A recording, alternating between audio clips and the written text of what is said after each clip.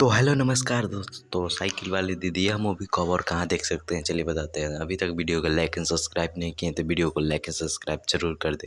चलिए बताते हैं मूवी के बारे में। इस मूवी में रानी चटर्जी बहुत ही पढ़ती रहती है, जो कि यूपीएससी क्रैक भी करती है, लेकिन बाद में फिल्म के एंड में इसमें रानी चटर्जी एक टीचर के रोल निभाती है और साइकिल चलाकर ट्यूशन जाती है, इसलिए साइकिल वाली बहू कहा जाती है। बहू भी और दीदी भी, सब दीदी कहते हैं। ऐसे तो शादी हुआ रहता है, बताइए उतना दूर से 5-6 किलोमीटर से साइकिल चलाकर वो एक औरत आती है।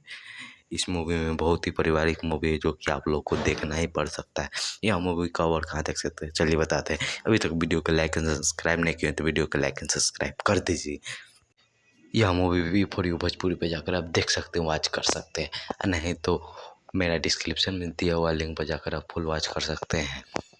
और नेक्स्ट फिल्म आएंगे जो कि बहुत ही खतरनाक होगा, इसलिए आप इस वीडियो को लाइक सब्सक्राइब कर दीजिए। बड़ी बस साइकिल वाली दीदी, यह मूवी बहुत ही इंटरटेनमेंट के साथ साथ पारिवारिक मूवी है, जो कि साइकिल चला के आती है।